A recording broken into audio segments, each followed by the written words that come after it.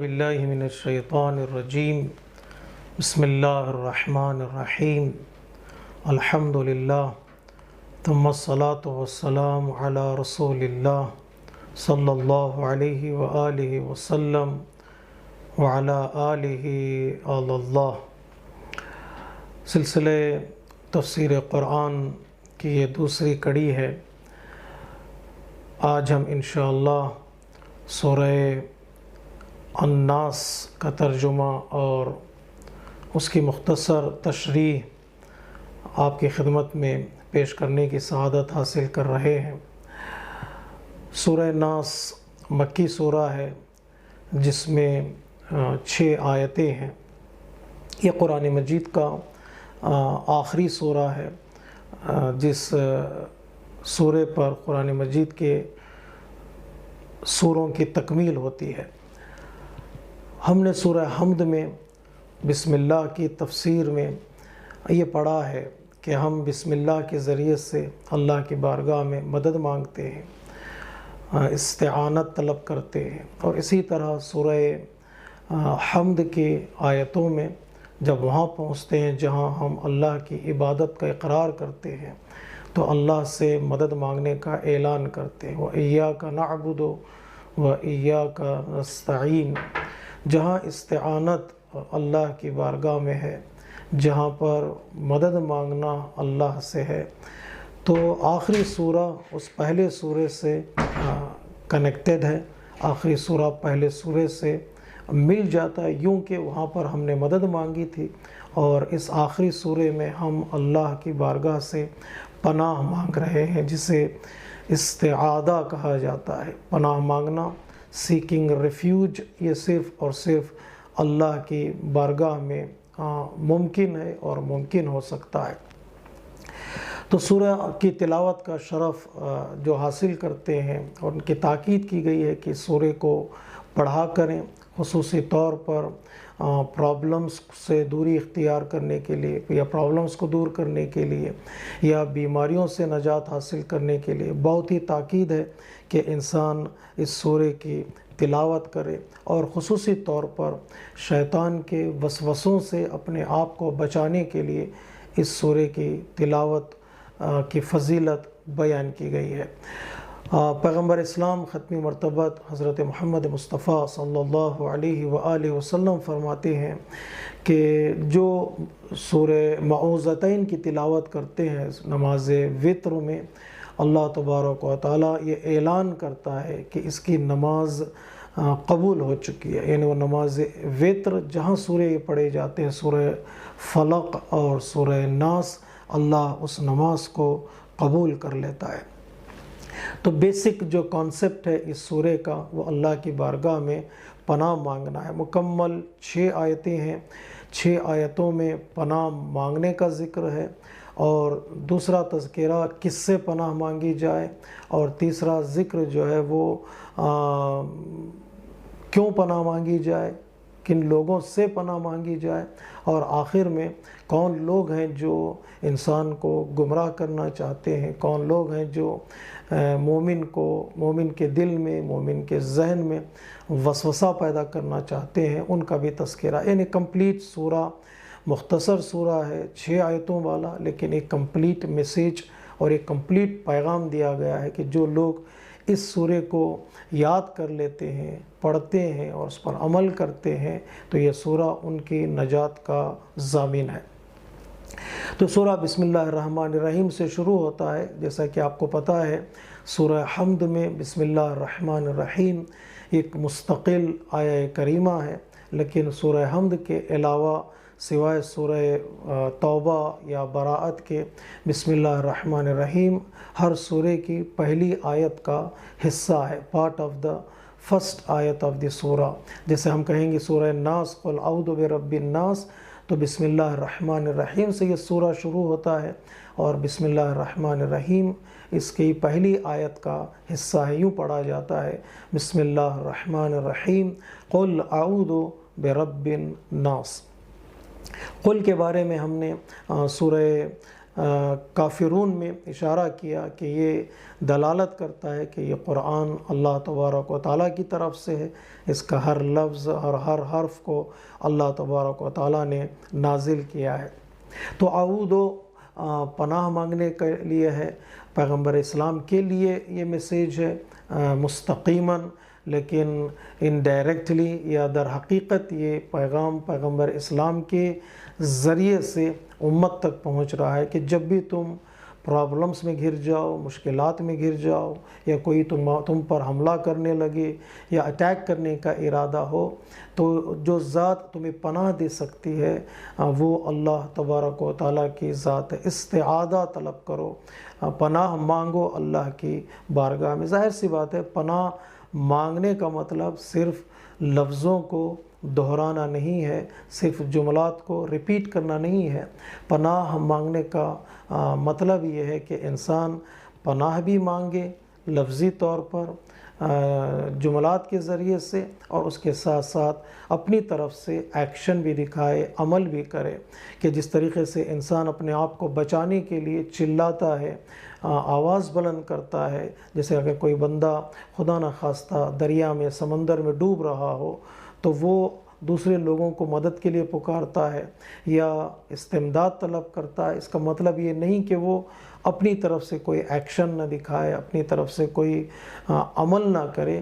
تو عمل در حقیقت استعاذے کے لیے مقدمہ ہے، عمل کرے اور اس کے بعد اللہ کی بارگاہ میں استمداد طلب کرے۔ وہاں بھی جہاں سورہ حمد میں استعانت کی بات کی گئی ہے، استعانت کی بات جو ہے وہ عبادت کے بعد کی گئی ہے، یعنی عبادت بندے کی طرف سے ہو، پہلے عبادت ہے پھر استعانت ہے۔ بندہ اللہ کی بارگاہ میں سجدہ کرے، بندہ اللہ کی بارگاہ میں کچھ حاصل کرنے کی کوشش کرے اور اس کے بعد اللہ کی بارگاہ میں مدد طلب کرے، تو اللہ تبارک و تعالیٰ اسے اپنی مدد سے نوازتا ہے۔ یا استعاذہ بھی اسی طرح سے ہے کہ انسان کی کوشش کرنی چاہیے کہ وہ اللہ سے مدد مانگے اور خود بھی کوشش کرے۔ تو یہ استعاذہ کا جو مفہوم ہے وہ ہمارے سامنے آتا ہے۔ تو کبھی کبھار حملے ایسے ہوتے ہیں جس سے ہم بچ سکتے ہیں، اپنے آپ کو بچا سکتے ہیں۔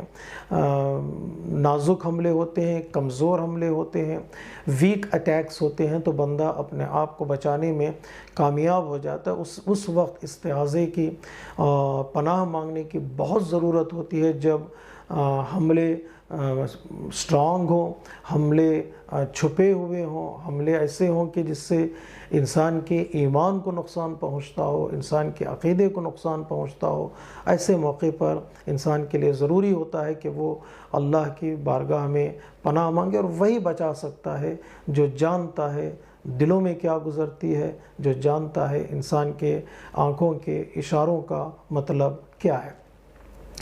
تو یہ سورہ انہی الفاظ سے شروع ہوتا ہے، قُلْ اعوذ برب الناس۔ تو ہم اللہ کی بارگاہ میں پناہ مانگتے، میں پناہ مانگتا ہوں لوگوں کے پروردگار سے۔ رب کا لفظ یا رب کی جو صفت ہے، اللہ کی بہت ہی بڑی صفت ہے، اسے اللہ تبارک و تعالیٰ نے بار بار اس کا ذکر کیا ہے قرآن مجید میں۔ پہلے سورے میں بھی رب کا ہے تذکرہ، الحمدللہ رب العالمین، اور آخری سورے میں بھی رب کا ذکر ہے، رب الناس۔ رب یعنی بندوں کا خیال کرنے والا، رب یعنی بندوں کی کیئر کرنے والا، رب یعنی بندوں کو ٹرین کرنے والا، رب یعنی بندوں کے رزق کا انتظام کرنے والا، رب یعنی بندوں کا خیال کرنے والا۔ یہ سارے معنی جو ہے ایک لفظ میں چھپے ہوئے ہیں۔ یہ صفت وہ صفت ہے جسے اللہ بہت پسند کرتا ہے۔ اگر مستقل طور پر یہ صفت کا ذکر ہو رب، تو سوائے اللہ کے کسی اور کے لیے یہ لفظ استعمال نہیں کیا جاتا۔ رب الناس یعنی لوگوں کے پروردگار، سارے لوگ اللہ کے ربوبیت کے سائے میں زندگی گزارتے ہیں۔ چونکہ وہ رب ہے تو لہٰذا وہ بندوں کو پناہ بھی دیتا ہے، اس نے بندوں کا آسرا بھی بنتا۔ کون بندے ہیں، کون انسان ہے؟ الناس کا مطلب یہ ہے کہ سارے انسان، چاہے وہ مومن ہوں یا کافر ہوں، چاہے وہ عبادت کرتے ہوں یا عبادت نہ کرتے ہوں، سب کا رب ہے اللہ تبارک و تعالی۔ بندہ یاد کرے یا نہ کرے، اس کو رب کے طور پر، یا اس کو ایکسیپٹ کرے یا نہ کرے، لیکن اللہ تبارک و تعالی نے اپنے آپ کو بندوں کا، انسانوں کا رب قرار دیا ہے۔ پہلی صفت ہے پناہ مانگنے کے لیے اللہ نے جس کا ذکر کیا وہ رب ہے، رب الناس۔ دوسری صفت ہے ملک الناس، اور تیسری صفت ہے الہ الناس۔ رب یعنی پروردگار، لارڈ پالنے والا، اور ملک الناس یعنی کنگ ہے اللہ تبارک و تعالیٰ، بادشاہ ہے، اللہ اتھارٹی رکھتا ہے، اللہ کنٹرول کرتا ہے ساری کائنات کو، زمین و آسمان کو، دو چیزیں ان دونوں کے درمیان میں ہیں۔ وہ مالک ہے، وہ اونر ہے، اونرشپ اللہ کے ہاتھ میں ہے وتھ فل اتھارٹی۔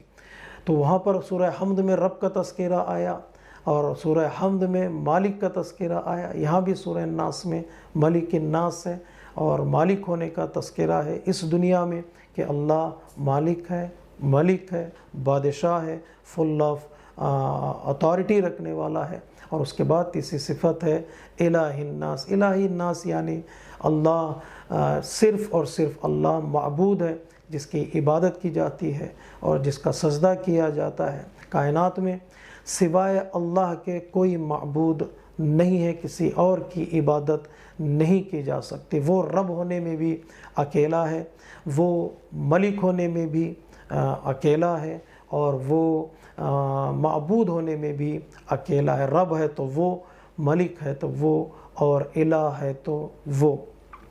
تو 3 مرتبہ ہم نے اس پناہ مانگنے میں 3 صفتوں کا تذکرہ کیا، الگ الگ طریقوں سے، کبھی رب الناس، کبھی ملک الناس، کبھی الہ الناس۔ تو تینوں مراحل کا ذکر کیا ہے، اور ہمارے بعض کامنٹیٹر نے ان مراحل کو وضاحت کرنے کی کوشش کی ہے اپنی طرف سے، ورنہ اللہ کی صفات کو ہم حالات کے اعتبار سے استعمال کرتے ہیں۔ قرآن مجید میں بھی اللہ نے حالات کے اعتبار سے، سچویشنز کے اعتبار سے ان صفات کا ذکر کیا ہے جن صفات کا انسان کی اس سچویشن میں بہت زیادہ ضرورت پڑتی ہے، بہت زیادہ نیاز ہوتی ہے انسان کی، اس صفت کا تذکرہ کیا جاتا ہے۔ یہاں پر چونکہ رب کا تذکرہ کیا ہے پہلی آیت کریمہ میں، پناہ مانگنے کے لیے عام طور پر جو بچے ہوتے ہیں گھر میں ماں باپ کے سائے میں زندگی گزارتے ہیں، ان کو جو چیز یاد رہتی ہے وہ ماں باپ کا پالنا یاد رہتا ہے، ماں باپ کا ٹرین کرنا یاد رہتا ہے۔ نزدیک ترین جو لوگ ہوتے ہیں اس بچے کے لیے اس کے ماں باپ ہیں، پرورش کے نتیجے میں اور ان کی تربیت کے نتیجے میں۔ جب آدمی گھر سے باہر نکلتا ہے، تھوڑا بڑا ہو جاتا ہے، تو ماں باپ سے ہٹ کر ایک اور قوت اس کے ذہن میں آتی ہے کہ پریشانیوں میں مجھے مثلاً کوئی پریسیڈنٹ بچا لے گا، کوئی منسٹر بچا لے گا، کوئی بادشاہ بچا لے گا، جو گھر سے باہر کی منزل ہے۔ اور جو تیسری منزل ہے وہ معبود ہونے کی منزل ہے، اس لیے کہ جس کا ہم سجدہ کرتے ہیں اس کے اور ہمارے درمیان ایک معنوی رشتہ بن جاتا ہے، ایک اسپریچول کنیکشن بن جاتا ہے۔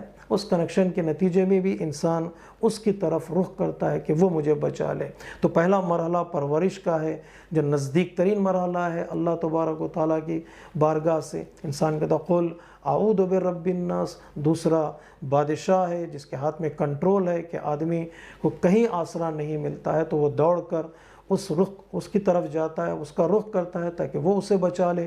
اور جو آخری مرحلہ ہے وہ معبود ہونے کا، آدمی اللہ کی بارگاہ میں سجدہ کر کے کہتا ہے پروردگار میں تیرا عبد ہوں اور تو میرا معبود ہے، اور عبد کو معبود کے سوا کوئی اور بچا نہیں سکتا ہے۔ تو یہ تینوں صفات کو الگ الگ طور پر اللہ نے ذکر کر کے بتایا۔ ہر لمحے میں اگر کوئی ذات بندے کو پناہ دے سکتی ہے وہ اللہ تبارک و تعالیٰ کی ذات ہے۔ یوں اس سورے کو ایک خاص جہت دی ہے اللہ تبارک و تعالیٰ نے، اس کے ذریعے سے بندہ اللہ کے بارگاہ میں پناہ مانگے۔ قل اعوذ برب الناس، ملک الناس، الہ الناس، تو کس چیز سے پناہ مانگنے جا رہا ہوں، کس چیز سے میں اللہ کی بارگاہ میں ریفیوج طلب کر رہا ہوں، اللہ مجھے آسرا دے، اللہ مجھے پناہ دے، کن چیزوں سے؟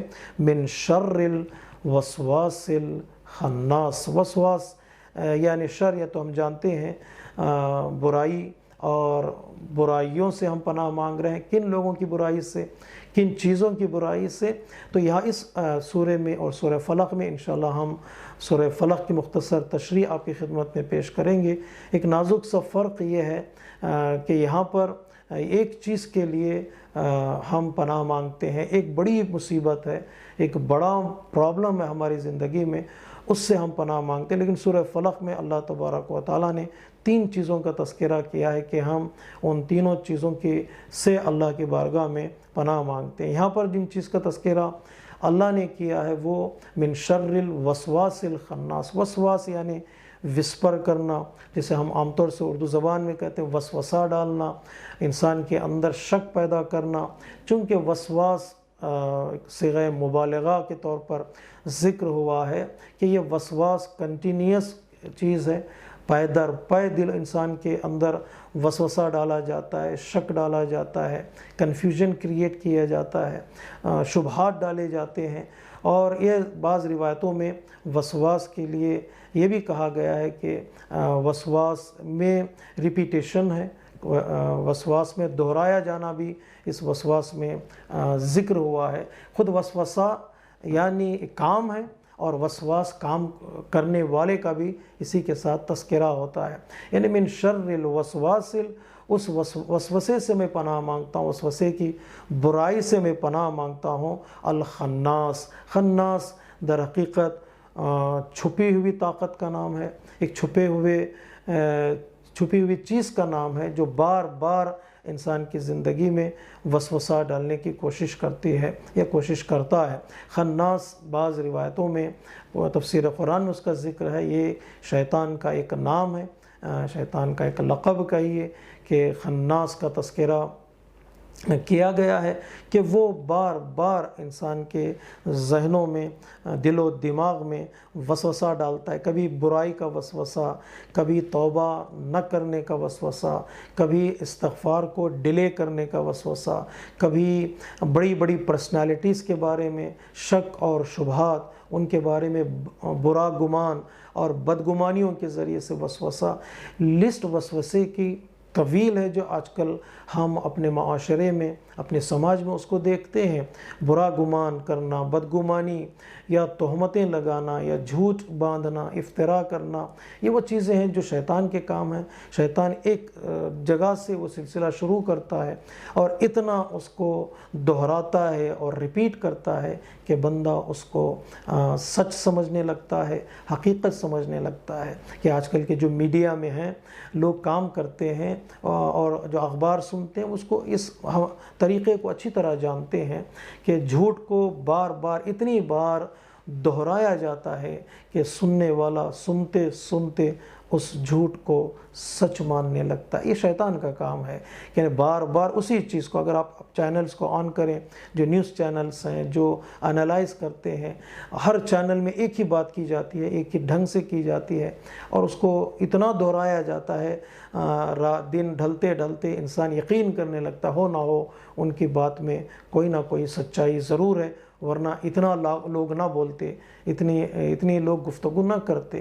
یہ شیطان کا کام ہے، وسوسہ ڈالنا اور وسوسے کو بار بار دہرانا۔ خناس کا معنی بھی یہی بیان کیا گیا ہے، جو جاتا ہے اور لوٹ کر آتا ہے، جاتا ہے لوٹ کر آتا ہے۔ کبھی بھی شیطان لوگوں کو برائی کی طرف بلانے میں تھکتا نہیں ہے، وہ ہارتا نہیں ہے، وہ اپنی کوشش کو جاری رکھتا ہے۔ اس کا مطلب کیا ہے؟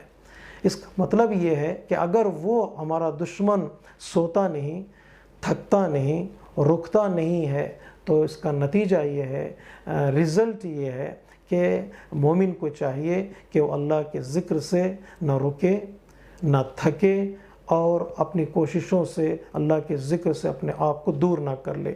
وہ جتنی بار انسان کو بہکانے کی کوشش کرے گا اس سے کئی گنا زیادہ مومن بندے کو اللہ کے ذکر کی طرف آنا پڑے گا۔ یہ در حقیقت استعاذہ ہے، یہ در حقیقت اللہ کی بارگاہ میں پناہ مانگنا۔ اگر وہ تھک نہیں رہا ہے گمراہ کرنے سے تو میں ذکر کرنے سے کیسے تھک جاؤں؟ وَذْكُرُوا اللَّهَ کثیراً، حد سے زیادہ، سب سے زیادہ اللہ کے ذکر میں مصروف رہو۔ ہر عبادت میں ایک لمیٹیشن ہے، ہر عبادت کا ایک وقت ہے، ایک نمبر ہے۔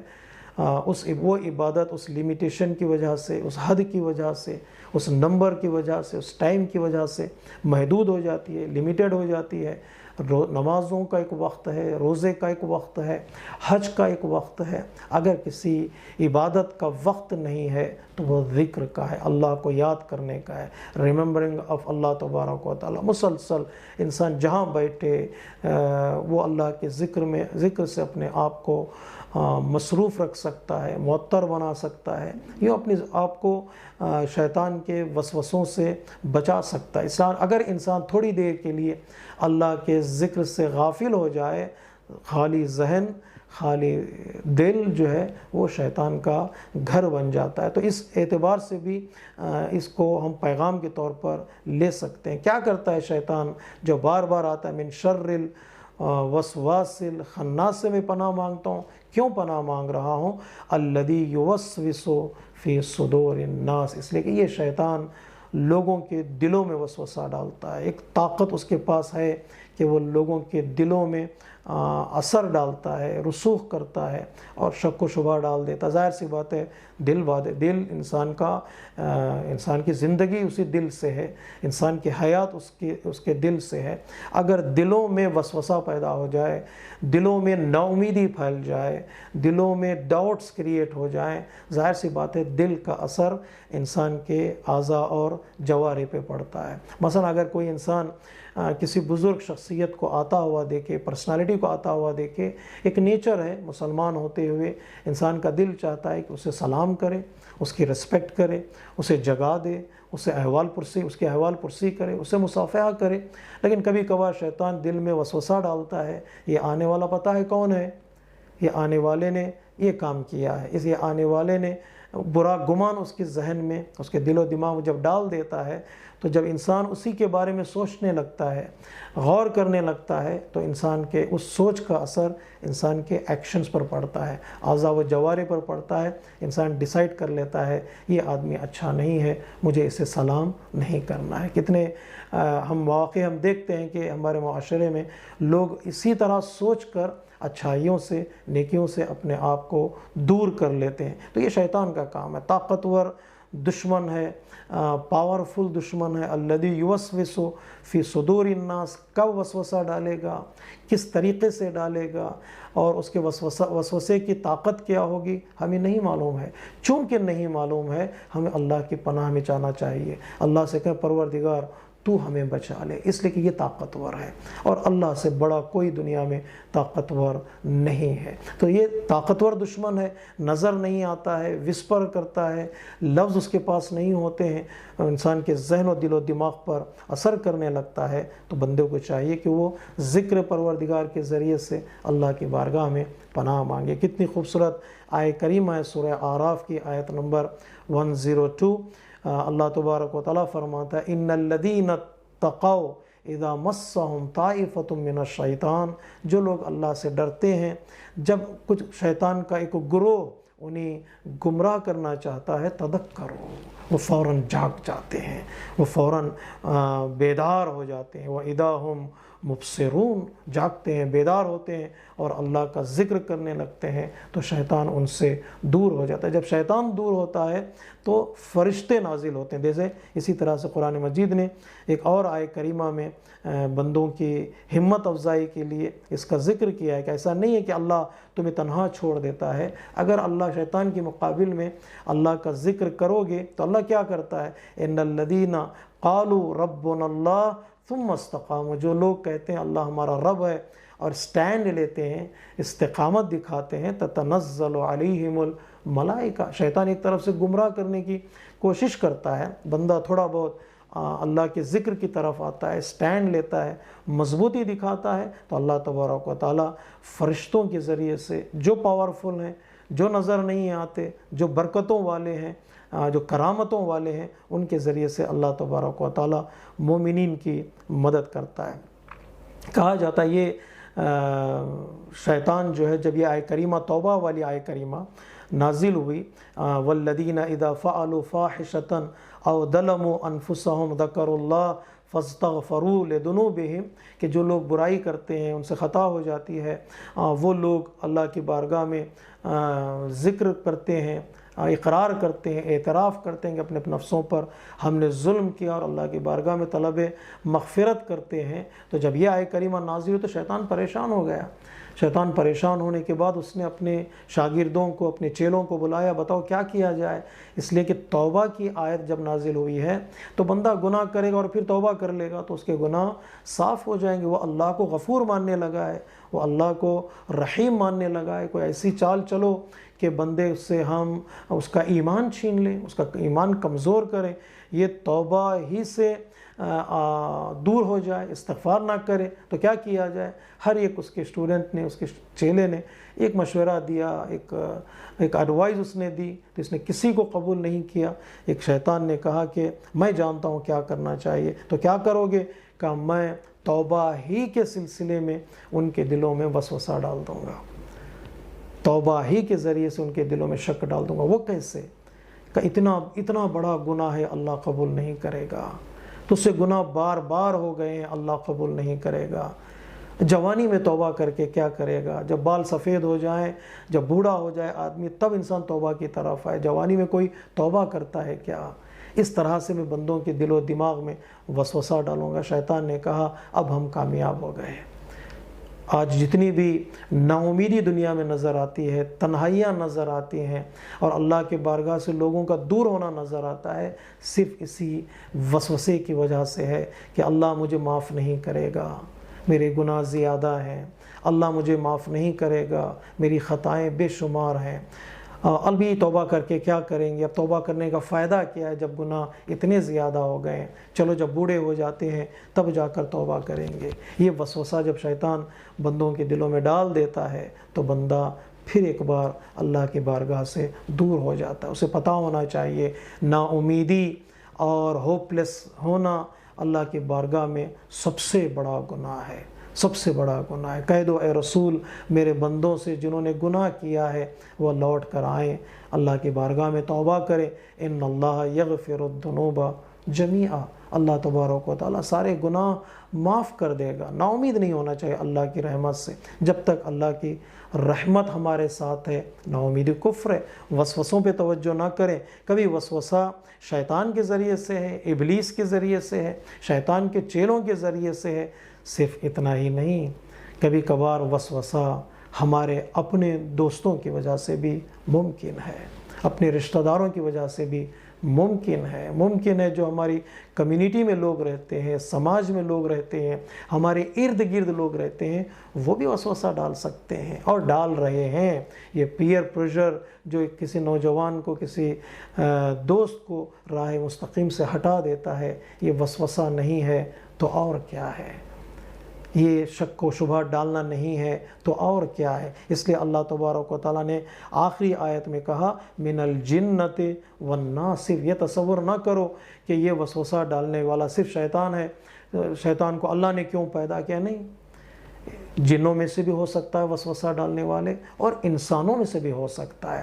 میں سمجھتا ہوں سب سے بڑی چیز جو آج وسوسے ڈالنے کے لیے لوگ کام کر رہے ہیں، سوشل میڈیا کے ذریعے سے، ٹک ٹاک کے ذریعے سے، واٹس اپ کے ذریعے سے، فیس بک کے ذریعے سے، ایک تصویر، ایک سٹیٹمنٹ، ایک جملہ لے کر لوگوں کے ذہن و دل و دماغ میں اتنا وسوسہ کریٹ کیا جاتا ہے، اتنے شبہات ڈالے جاتے ہیں کہ وہ در حقیقت ان شخصیتوں سے دور ہو جاتے ہیں جس کے نتیجے میں دین سے دوری نظر آتی ہے اور مکتب و مذہب سے دوری نظر آتی ہے۔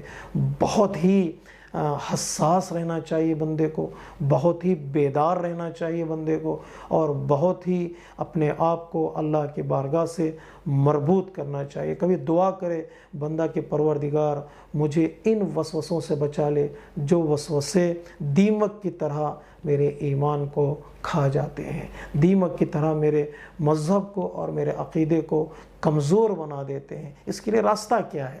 پہلے ہم سمرائز کر دیں، بریف آؤٹ کر دیں سورہ کہنا کیا چاہتا ہے۔ راستہ یہ ہے کہ شیطان ہمیں بہکانا چاہ رہا ہے، ایک شیطان کے چیلے ہمیں بہکانا چاہ رہے ہیں، دو جنوں میں سے کچھ ایسے ہیں جو ہمارے اوپر رسوخ حاصل کرنا چاہتے ہیں، ہمیں گمراہ کرنا چاہتے ہیں، تین انسان ہیں جو ہمیں چاروں طرف سے وسوسہ ڈالنا چاہتے ہیں، ہمارے ذہنوں کو، ہمارے ایمان کو کمزور کرنا چاہتے ہیں، چار اور پتہ بھی نہیں ہے کہ وہ کس طرح وسوسہ ڈالیں گے، کس طرح ہم پر اٹیک کریں گے۔ شیطان وسوسہ ڈال رہا ہے، وہ پاورفل ہے۔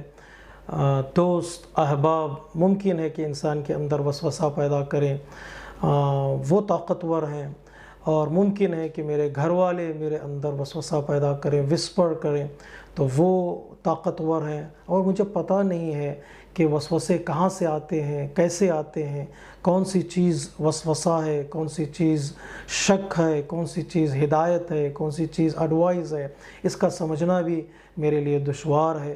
اور یہ زمانہ دھیرے دھیرے اس ڈائریکشن کی طرف جا رہا ہے جس ڈائریکشن میں دین نظر نہیں آ رہا ہے، انسانیت نظر نہیں آ رہی ہے، اور ہر ایک کو گمراہ کرنے کی کوشش کی جا رہی ہے۔ جو میرا تصور کہتا ہے، پتہ نہیں ہو سکتا ہے غلط ہو جائے، کہ فیوچر میں جس رخ پہ دنیا جا رہی وہ دنیا نو ریلیجن کی دنیا ہے، مذہبی نہ ہو، انسانیت ہی نہ ہو، ایک جنگل راج ہو، ایک حیوانوں کی طرح ہر انسان زندگی گزارنے لگے۔ اگر اس ڈائریکشن میں جا رہی ہے تو ایک ہی راستہ ہے کہ انسان اپنے آپ کو بچائے، اپنے ایمان کو بچائے، اپنے گھر والوں کو بچائے، اپنے تصورات کو بچائے۔ کس طرح بچا سکتا ہے؟ طریقہ کیا ہے؟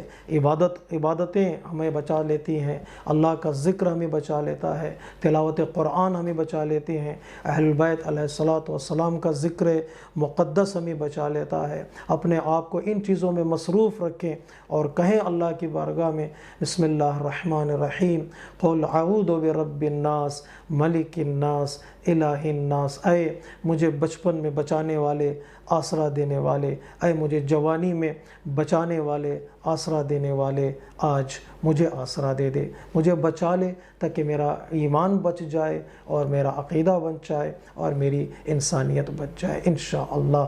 وآخر دعوانا ان الحمد للہ رب العالمین، والسلام علیکم ورحمۃ اللہ وبرکاتہ۔